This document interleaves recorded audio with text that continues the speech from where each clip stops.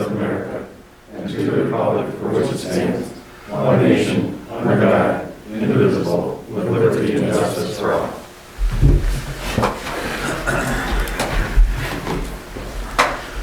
Welcome, everyone. This is Monday, February 1st. If you have any questions, concerns, comments, come to the microphone, give us your name and address, and tell us what's on your mind. Call the roll, please. Cedar? Here. Kinsfater? Here. Kleeman? Here. Kufa is absent. Laporte? Here. McCartney? Here.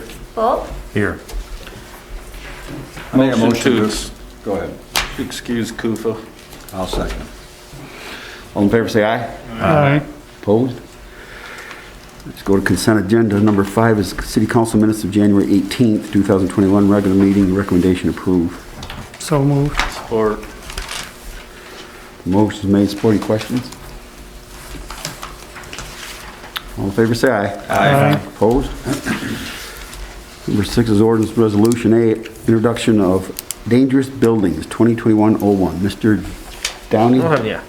Your Honor, before council is a proposed ordinance amendment to the dangerous buildings ordinance. I think this is probably best described as routine maintenance of the code of ordinances. The dangerous buildings ordinance we've got on the books right now was authored in 1975.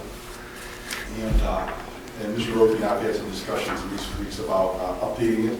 I think most of you know, I'm the city attorney for Algonac as well. And Algonac is a pretty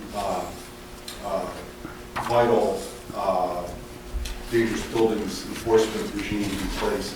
And essentially what we've done is done an amalgamation of our current ordinance along with the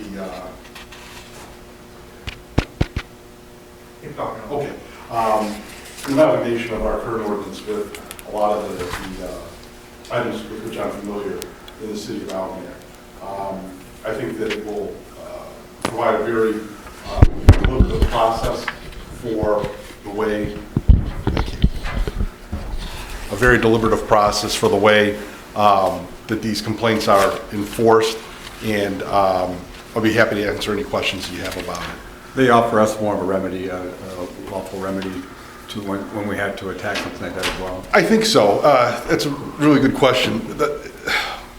All of these cases ultimately might go to circuit court because the ultimate remedy in a dangerous buildings situation is actually the demolition of a non-compliant property. And my experience has been in front of the circuit court several times on these issues. The circuit court wants to see a very deliberative process having been followed. There's notice requirements, right to appear, confront there's an adversarial process to get to that stage.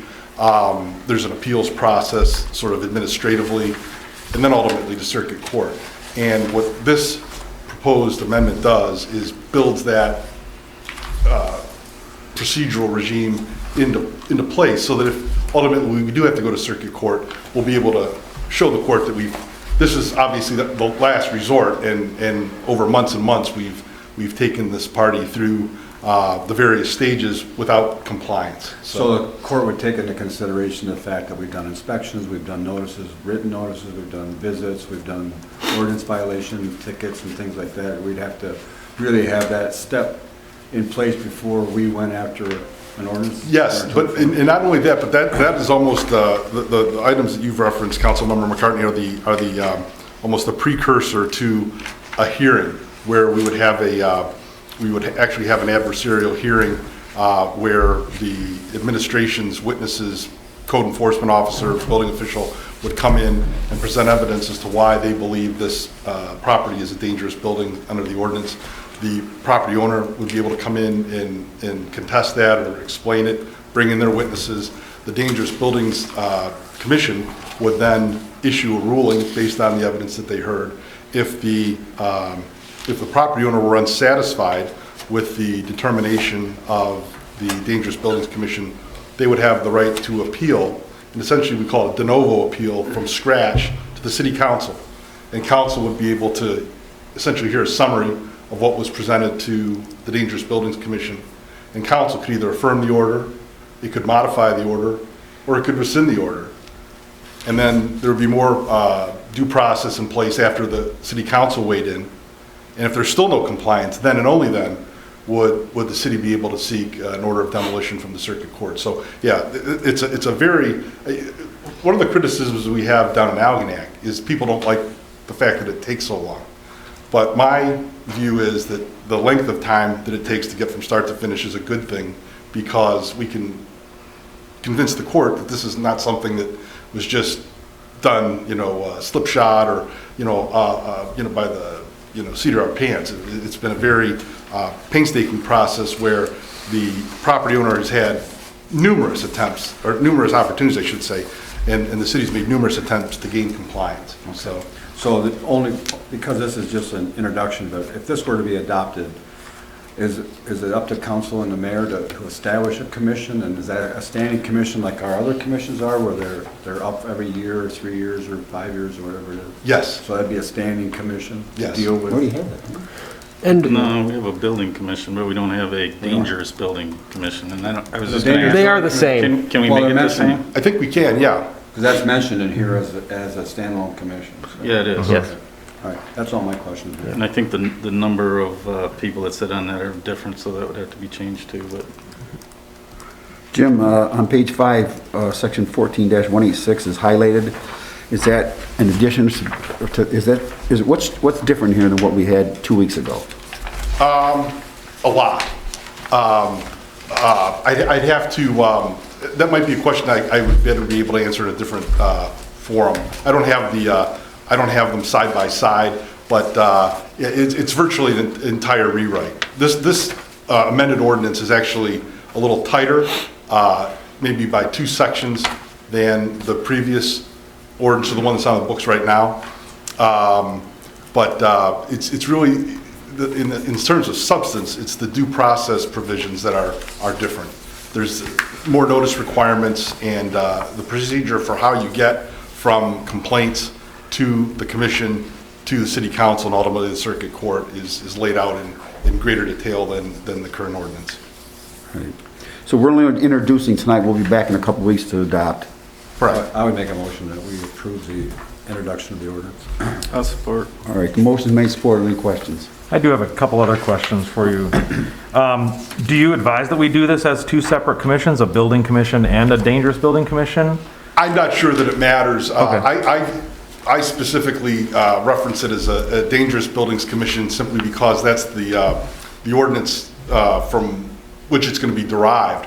But as Councilmember Kinsvater points out, the city does have a building commission, and I'm not really sure what the charge of that commission is off the top of my head. But to the extent that it varies, I think that we could use the same group of people for both.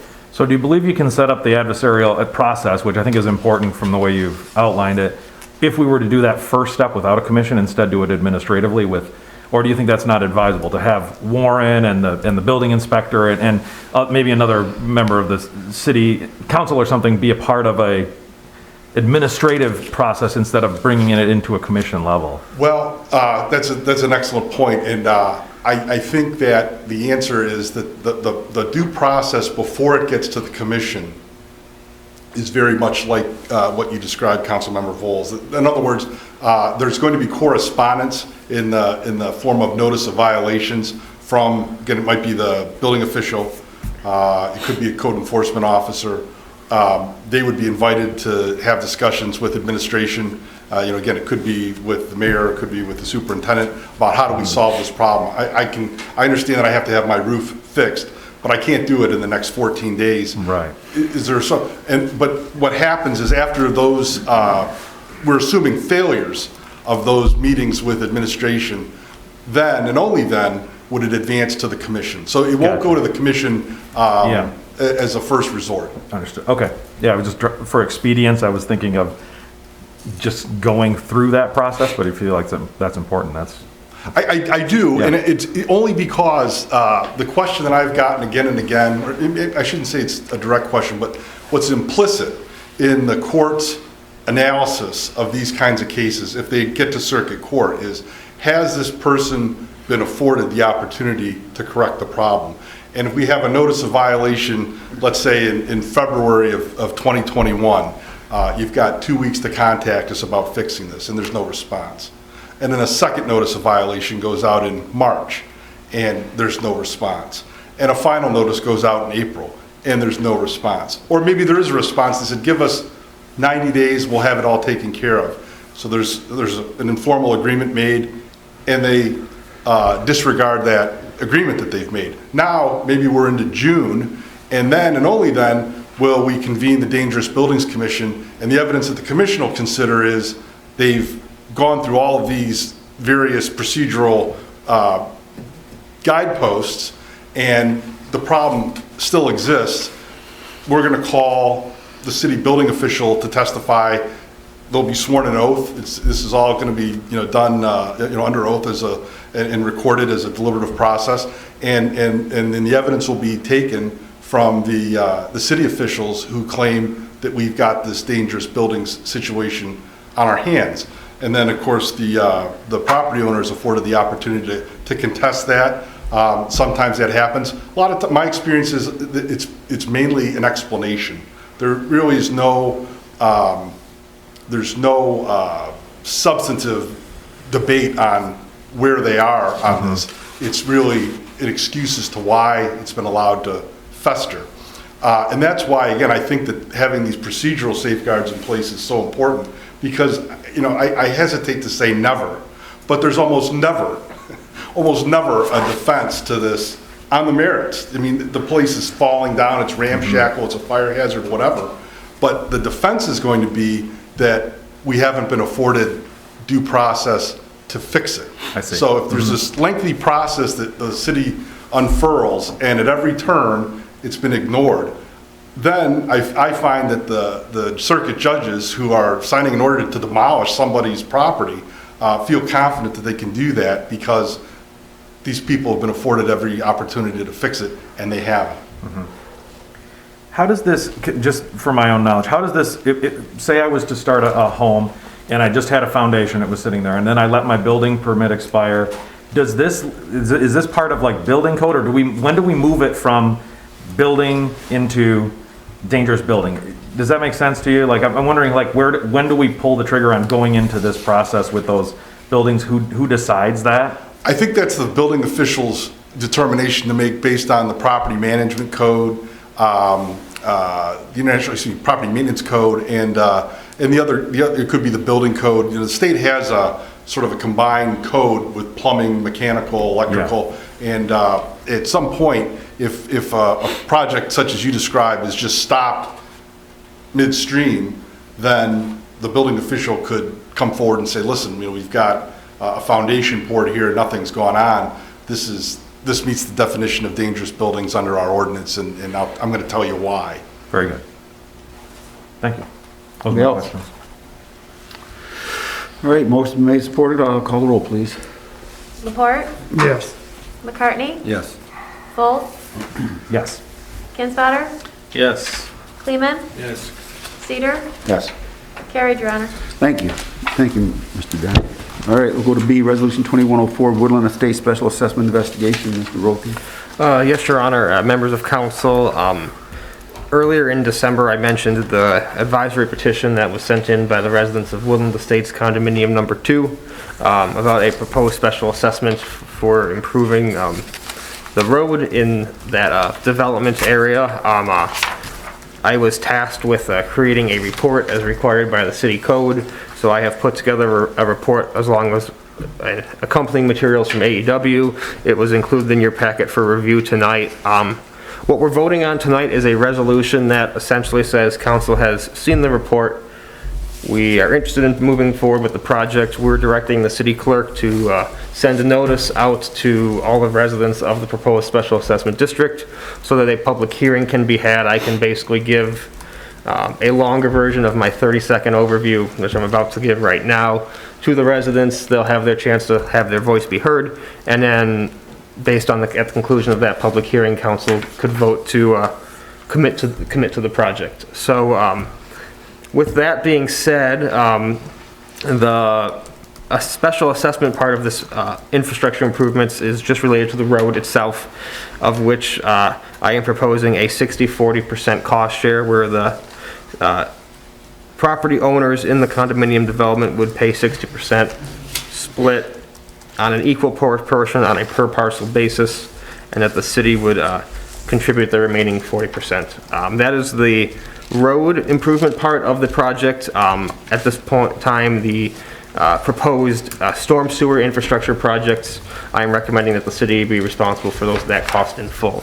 So again, a vote tonight advances this, authorizes our city clerk to put public notice out. That way we can have our public hearing on the 1st of March to move the project forward, should the council desire to do so. I would make a motion to approve the resolution as presented. Support. All right, made and supported, questions? All right, let's call the roll, please. McCartney? Yes. Folds? Yes. Kinsfather? Yes. Kleeman? Yes. Laporte? Yes. Cedar? Yes. Resolution adopted, Your Honor. All right, thank you. Thank you, Woodland Estates. Go to number 7, City Superintendent, any reports tonight? Yes, Your Honor, I have 3 things to note. Hang on a second. I want to remind council of 2 meetings that are upcoming off our regular schedule. The first one is going to be Wednesday, February 10th at 6 p.m. at City Hall. That is a workshop on the water plant improvement study. Representatives from Fishbeck will be here. Our water plant staff will be here to present the findings of that report to you. Additionally, the following day, on February 11th at 6:30 p.m., not a city council meeting, but a public meeting nonetheless, will be held on the Clinton Avenue bike path. We will have various stakeholders from our Recreation Commission, Trail Commission, Community Foundation, the engineer who is designing the project. They will all be in attendance to present to anybody who would like to hear more information about the project, share their concerns. We're doing a hybrid format for this meeting, so if somebody does not want to attend in person, they will be able to attend virtually through Zoom. So those are 2 meetings I want to make you aware of. Lastly, just because it'll be coming up in March, we issued the RFP for the financing options on the vac truck purchase. So vac truck's supposed to be delivered mid-March. Anticipating at one of the next 2 city council meetings to have that financing proposal recommendation to you to approve. Essentially, whoever's going to be loaning us the money, whichever bank was able to give us the lowest interest rate, best deal. So that is coming soon, and that concludes my report this evening. I'd be happy to answer any questions. Your Honor, I do have one question. I want to backtrack a little bit. I should have asked it a minute ago, but the timing of the Woodlands Estate Special Assessment hearings that we're going to have, with the letters going out to the residents and then having a public hearing, is that in any way going to impact the scheduling for this summer to get that project underway? We're not anticipating that, no. I actually just spoke with our engineer last week on this exact matter, and I explained, hey, this is the timeline. It's not official yet, but essentially what they're looking at here, it's not like they're digging up the entire road, regrading everything. It's more of a crush and shape is what it's called, and that's essentially from the engineering side. There's not a lot of plans that have to be prepared for that. It's more just the contract documents. So they were confident in their ability to get us through that construction season of this year for sure. Okay. Anybody else? All right, Mr. Downey, you have anything? I have nothing this evening, Your Honor. Anything for Mr. Downey? City departments, anybody? D's, authorities, boards, commissions, committee chairs, council reps, anybody have anything? We have no unfinished business. Go to number 9, new business. Approved proposal for professional services development of industrial pretreatment program. Yes, Your Honor. Before you, council, is a proposal for engineering professional services to develop an industrial pretreatment program. Some background on this: the city's wastewater treatment plant, like all wastewater treatment facilities in the country, is regulated by the EPA, and there is a rigorous multi-year permitting process to give us a permit that essentially allows us to take the sewage, treat it, and then discharge it into the Pine River. We're fortunate that we have growth in our industrial park, and we are going to be, the facility, the sewage that's going to be coming from there is considered industrial sewage, and it's a separate category of regulations under those permit and all the applicable rules. And as such, essentially what it means is that the city has to develop and submit to Eagle an industrial pretreatment program. So there's to kind of further unpack it, there is, normally Eagle regulates us on what we put into the Pine River. What this case is, the city will be the regulators for Magna, who will have to pre-treat their sewage in a way so that it falls within certain parameters that can then be, met by our plant. So in order to do that, an analysis has to be done of our plant in order for the engineers to figure out what are the standards that the sewage has to meet as it enters in. There's a lot of compliance documents that have to be created on, okay, this is how often the city is going to sample randomly, how often Magna will have to sample. These are, again, the parameters that the different metrics that they measure when they look at the sewage they have to meet. There's work on figuring out if something happens that the sewage that we're receiving from Magna somehow is not compliant. There's a bunch of enforcement remedies that are there, some surcharges that we can then impose on for additional costs. And in order to do this work, this requires an engineer, a specialized engineer. Our normal city engineer, AEW, they are not a water and wastewater engineer at this capacity. So I reached out to Fishbeck, and the important thing with this is the timing. With Magna looking to start production in fall, we needed a firm who comes well recommended, who has the experience and was able to meet the 6-month timeline essentially to create all of these documents for Eagle's review and ultimate approval. And again, essentially what this is the city will be creating a means of regulating the industrial sewage it will be receiving. And this is one part of it, and basically all of this information that the engineer puts together in these plans, a lot of it will be actually written and codified by means of an amendment to our sewer ordinance. And I'm still working on the exact way that amendment will be drafted, but the first step is to begin on the engineering work. So with that, I'll happily answer any questions about this. I'd like to further add that, again, this is required by the permit we have that allows us to operate our wastewater treatment plant. This is something we have to do because we are accepting an industrial sewage producer. And again, once this is created, should the remaining land in the city, another industrial user locate, we'll already have the policies and procedures in place. So this is a one-time thing. It's not every time we have an industrial user come on, we have to do this kind of, project. Any questions from Mr. Rothy? I got a couple. Go ahead. Just the one bid? Yes. So, okay. And the 25, is that coming out of the sewer fund? Yes.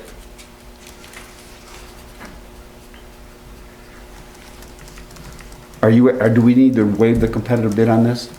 So for professional services, like when we have AEW do our road projects or something else, I haven't typically gone through those motions. I leave that to the city attorney to recommend if we need to include any certain language in the motion or not for a service like this. As far as professional services, there's no requirement that competitive bids be solicited.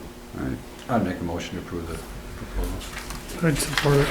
All right, the motion is made and supported to approve. Any questions? All right, call the roll, please. Volt, Yes. Kinsfather, Yes. Kleeman, Yes. Laporte, Yes. McCartney, Yes. Cedar, Yes. carried, your honor. Thank you. All right, number 10 is claims of the council for January 21st and January 28th, 2021. Any questions? Yeah, any questions, Bill? Make a motion to approve as presented, Your Honor. Or, Any questions? All in favor, say aye. Aye. Opposed? Number 10 is public questions and comments. Anybody have anything in non-agenda items, a 3-minute, if you have anything on your mind, anybody?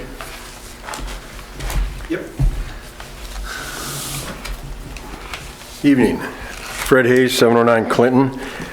Back on January 4th, the first meeting of the year, several of the councilmen came up and asked questions about the St. Clair Inn and whether or not they had the proper building permits and things and one another. And the councilmen were talking about it when Mr. Rothy stepped in and said he was going to have a meeting with Mr. Kashefsky the next week.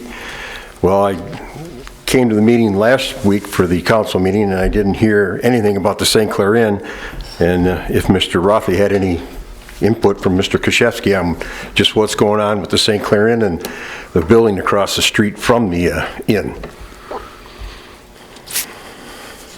You want Well, I would prefer to speak after the meeting. I think it'd be able to afford the topic a little bit more due diligence, being able to have that conversation with you.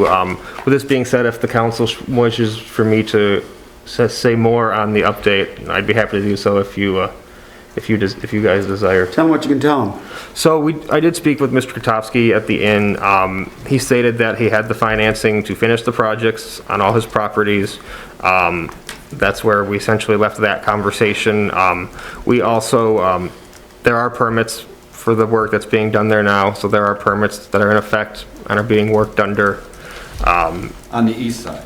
On the east side, correct. On the east side of the building, there are no active permits on, and the gas station. The gas station and the steel structure are separate. There's a permit on the gas station, there's a permit on the inn itself. There are no permits on the structure or the middle school. So is there any decision going to be made if that structure across the street on the west side, is that going to stay up or is it going to come down? Or what's going to happen with it? What about up on 6th Street? What's going to happen there? I mean, this is February, of course, but summer's not too far around the corner here. Mm-hmm. In our discussions with him, when we had him on the phone, he was very emphatic that once the governor opens things up, once this whole pandemic thing calms down, he can actually open up. He is telling us that he's ready to move, get going again. Well, that's what I don't get. I mean, Detroit Edison has a multi-million-dollar project. They've been going through the pandemic. The condos on Clinton Street, they've been built through the pandemic. Mr. Kashefsky has said in the paper he can't get people to work there, and the government is slowing him down. I just don't understand this. I don't get it. I mean, how can this gentleman come into this town and say he can do this and this and this, and then all of a sudden hide behind a pandemic? I mean, there's so much construction going on around this county, and he's one that can't find anything. Okay. Thank you. Thank you. Yeah. Anybody else? All right, we'll go to number 12. Mayor and City Council, anybody have anything? Good a cause? Don't forget, Mr. Rothy mentioned we got February 10th, 6 o'clock. Water plant meeting Thursday, February 11th, 6:30, bike path public meeting right here in Chambers. Yes, both meetings will be at the City Hall. All right. There was a Zoom option for the bike path meeting as well. All right. Okay, then we'll go to number 13. I'm going to ask for a motion to go into closed session to confer with legal counsel for the purpose of discussing pending litigation and discuss strategy connected with the negotiation of a collective bargaining agreement with employees represented by AFSCME. So moved, Your Honor. All right, the motion is made to go into closed session. Questions? Call the roll, please. Who seconded that, Your Honor? I'll support it. Right here. Butch and I had that. Yeah, you can figure out which one. Which one was first. Okay. All right, thank you. Kinsfater, Yes. Kleeman, Yes. Laporte, Yes. McCartney, Yes. Bolt, Yes. Cedar, Yes. carried, Your Honor. Thank you. In the interest of maintaining some sort of social distancing, because that room's small, we're going to do the closed session in here, so I'm going to ask for your patience, folks, and head upstairs to the lobby. If you hang around up there, we will come up and get you after the closed session is over, so you can come back in case we take any action, and you can be part of that. So at this time, I'm going to ask you to please excuse yourselves and go up.